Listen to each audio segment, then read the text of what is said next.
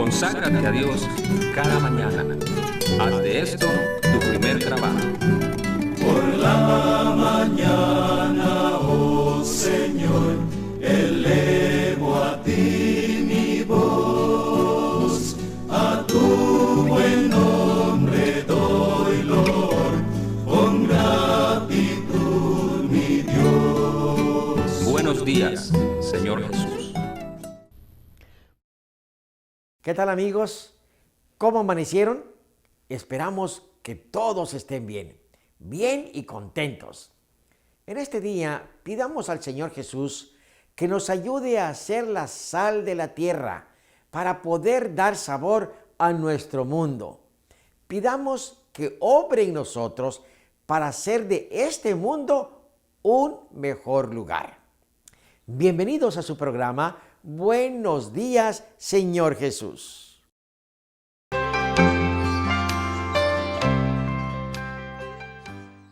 Mis estimados amigos, muy buenos días. Dios es tan bueno que nos ha prestado un nuevo día.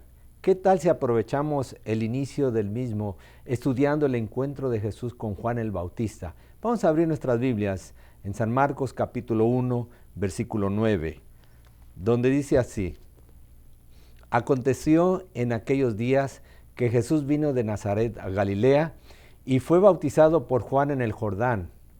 Vamos a orar, por favor. Gracias, Señor, por este día. Gracias porque en esta mañana podemos estudiar este tema tan importante para nuestra salvación y nuestra vida eterna. Dirígenos en él. En Cristo lo pedimos. Amén.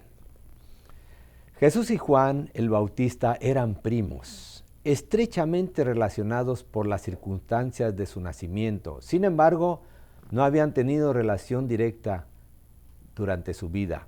La vida de Jesús había transcurrido en Nazaret de Galilea, la de Juan en el desierto de Judea, en un ambiente muy diferente. Habían vivido recluidos, sin comunicarse el uno con el otro. La providencia lo había ordenado así. No debía haber ocasión alguna de acusarlos de haber conspirado juntos para sostener mutuamente sus pretensiones. Juan conocía los acontecimientos que habían señalado el nacimiento de Jesús. Había oído hablar de la visita a Jerusalén en su infancia y de lo que había sucedido en la escuela de los rabinos. Conocía la vida sin pecado de Jesús y creía que era el Mesías, aunque sin tener seguridad positiva de ello. El hecho de que Jesús había quedado durante tantos años en la oscuridad sin dar ninguna evidencia especial de su misión daba ocasión a dudar de que fuese el Mesías prometido. Sin embargo, el Bautista esperaba con fe, sabiendo que al tiempo señalado por Dios todo quedaría aclarado. Se le había revelado que el Mesías vendría a pedirle el bautismo y entonces se daría una señal de su carácter divino. Así podía presentarlo al pueblo. Cuando Jesús vino para ser bautizado, Juan reconoció en él una pureza de carácter que nunca había percibido en nadie. La misma atmósfera de su presencia era santa e inspiraba reverencia. Entre las multitudes que le habían rodeado en el Jordán, Juan había oído sombríos relatos de crímenes y conocido almas agobiadas por el pecado. Nunca había estado en contacto con un ser humano que irradiara una influencia tan divina. Todo esto concordaba con lo que se le había revelado acerca del Mesías. Sin embargo, vacilaba en hacer lo que le pedía Jesús. ¿Cómo podía él, pecador, bautizar al que era sin pecado? ¿Y por qué había de someterse el que no necesitaba arrepentimiento a un rito que era una confesión de culpabilidad que debía ser lavada? Cuando Jesús pidió el bautismo, Juan quiso negárselo, exclamando: «Yo he menester ser bautizado por ti y tú vienes a mí». Con firme, aunque suave autoridad, Jesús contestó: «Deja ahora, porque así nos conviene cumplir toda justicia». Y Juan, cediendo, condujo al Salvador al agua del Jordán y le sepultó en ella. Y Jesús, después que fue bautizado, subió luego del agua. Y aquí los cielos le fueron abiertos y vio al Espíritu de Dios que descendía como paloma y venía sobre él. Jesús no recibió el bautismo como confesión de culpabilidad propia. Se identificó con los pecadores, dando los pasos que debemos dar, porque la palabra griega Bautizar quiere decir sumergir todo nuestro cuerpo dentro del agua y es un símbolo de la muerte, de la sepultura y de la resurrección de Cristo. Así dice en Romanos capítulo 6, versículos del 3 al 6. Después de salir del agua, Jesús se arrodilló en oración a la orilla del río. Se estaba abriendo ante él una era nueva e importante. De una manera más amplia estaba entrando en el conflicto de su vida. Aunque era el príncipe de paz, su venida iba a ser como desenvainar una espada. El reino que había venido a establecer era lo opuesto a lo que los judíos deseaban. El que era el fundamento del ritual y de la economía del Israel iba a ser considerado como su enemigo y destructor. El que había proclamado la ley en el Sinaí iba a ser condenado como transgresor. El que había venido para quebrantar el poder de Satanás sería denunciado como Belcebú. Nadie en la tierra le había comprendido y durante su ministerio debía continuar andando solo. Durante toda su vida, su madre y sus hermanos no comprendieron su misión, ni aún sus discípulos se lo comprendieron. Había morado en la luz eterna, siendo uno con Dios, pero debía pasar en la soledad su vida terrenal. Como uno de nosotros debía llevar la carga de la soledad y la desgracia. El ser sin pecado debía sentir la vergüenza del pecado. El amante de la paz debía habitar con la disensión.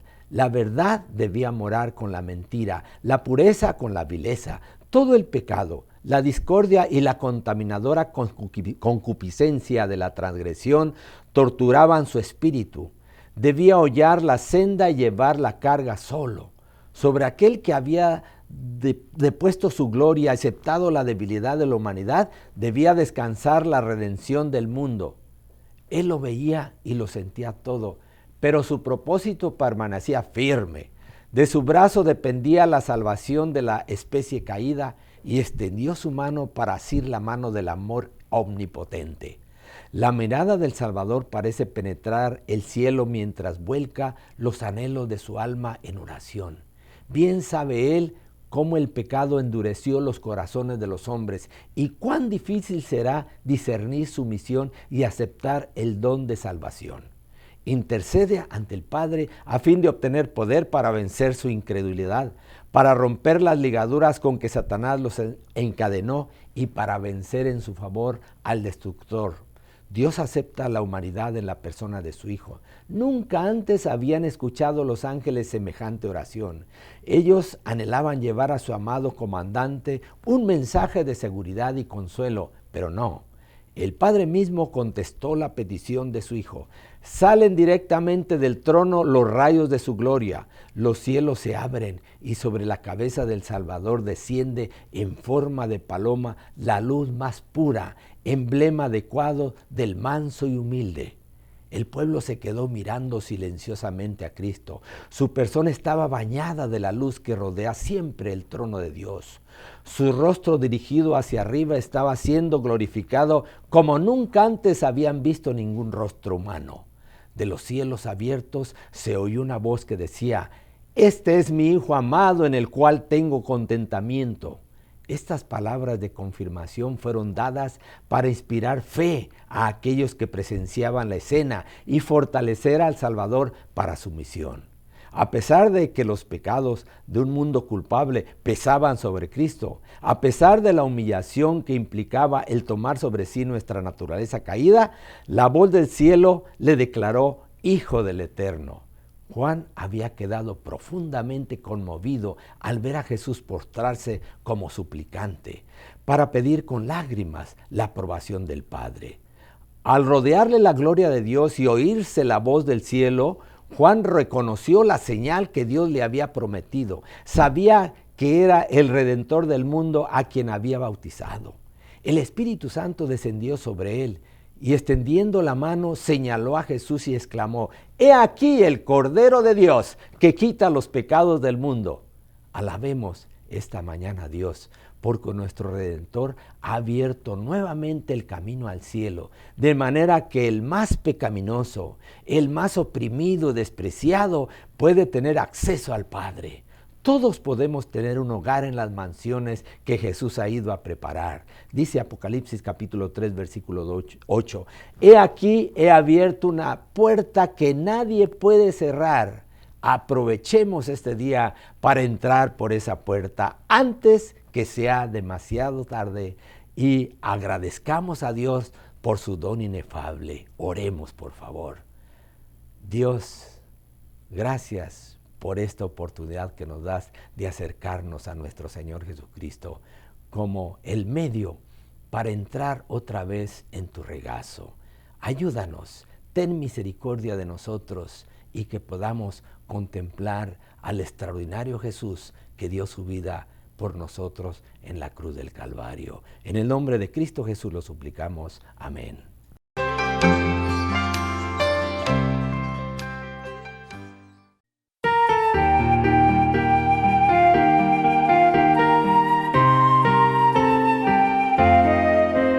Razones hay para estar feliz, mi Dios quitó toda pena de mí. En este día yo quiero cantar, encontré al Señor.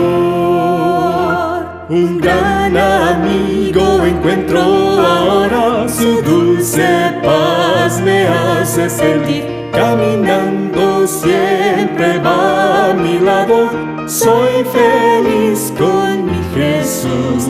Razones hay para estar feliz, mi Dios quitó toda pena de mí. En este día yo quiero cantar, encontré al Señor. Es hermoso, grandioso, glorioso vivir para Él.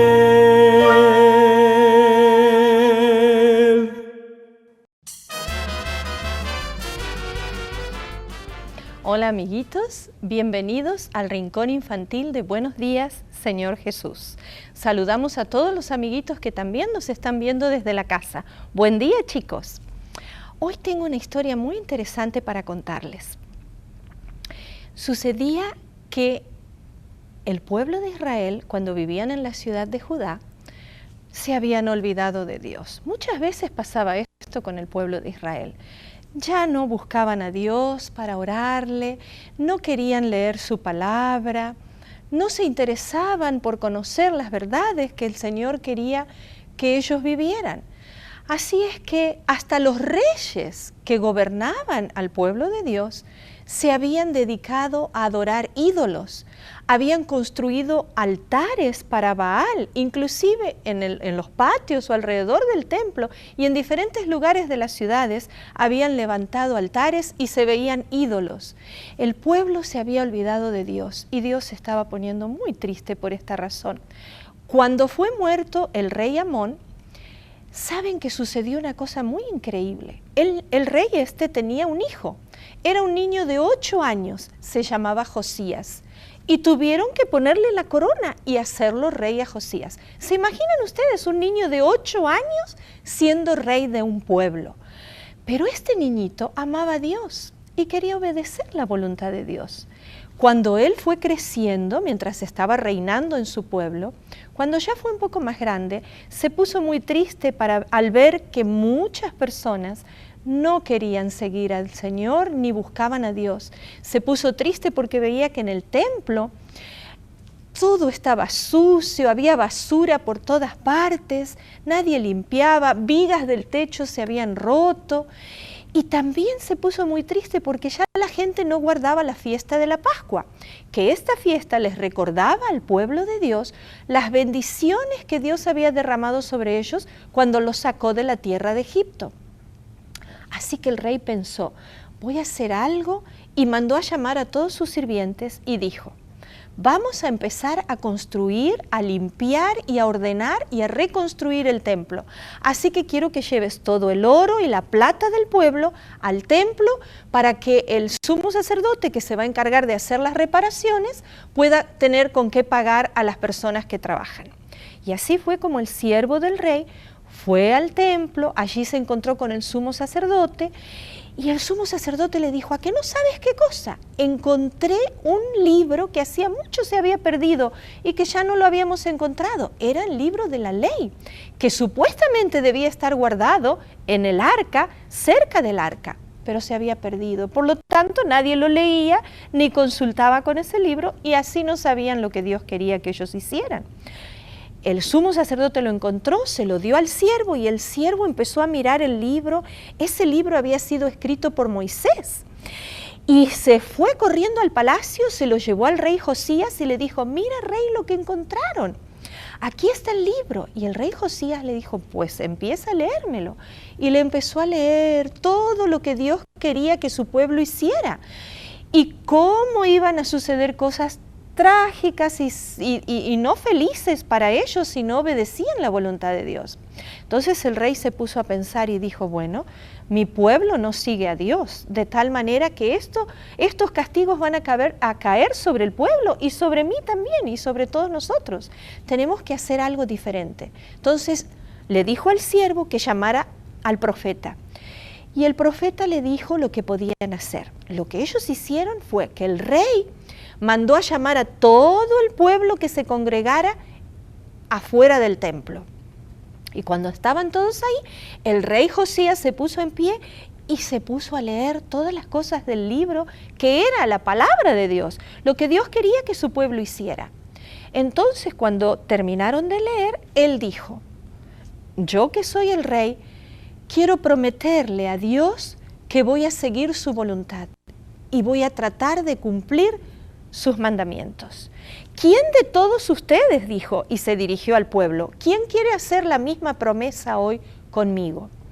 Entonces muchos del pueblo se pusieron en pie y dijeron: nosotros también queremos seguir a Dios y queremos cumplir sus mandamientos. Así que, ¿saben lo primero que hicieron? El rey mismo, con sus ayudantes, algunos sacerdotes y mucha gente del pueblo, empezaron a derribar todos los altares a Baal que había en la ciudad, en los alrededores, quemaron los ídolos que encontraron y tiraron todo, de manera que limpiaron la ciudad, porque a partir de ese momento ellos querían adorar al verdadero Dios, que es nuestro Dios. Este rey también dijo que de ahora en adelante ellos iban a celebrar nuevamente la Pascua. La Pascua era una fiesta que les recordaba todas las bendiciones que Dios había derramado sobre su pueblo cuando los sacó de la tierra de Egipto, que estaban como esclavos. Y entonces el pueblo estuvo muy feliz de poder celebrar esta nueva fiesta, estuvieron muy felices de poder adorar al verdadero Dios. Y Dios derramó todas sus bendiciones sobre este pueblo y sobre este rey, que a pesar de haber sido un niño chiquito, como quizás muchos de ustedes, hay seguramente aquí y niños que nos están mirando en la casa que tienen 8 años. Imagínense que fueran presidente de la República. Cosas hermosas que hizo este niño. Con 8 años empezó a ser rey y fue creciendo y Dios lo bendijo durante todo su reinado, durante todos los años que guió al pueblo de Dios, porque él amaba a Dios y quería que su pueblo siguiera la voluntad de Dios y obedecieran lo que Dios decía en su palabra. Qué hermosa historia que encontramos en la Biblia sobre el rey Josías. Nos despedimos de ustedes, niños y amiguitos, hasta la próxima. ¡Hasta luego!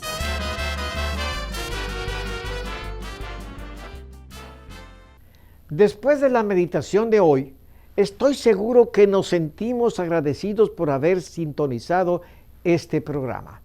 En pantalla se nos muestran los capítulos de la Biblia para leer el día de hoy. Si usted está siguiendo esta guía, terminará de leer la Biblia en un año. Les deseo un feliz día y les espero para la reflexión del día de mañana.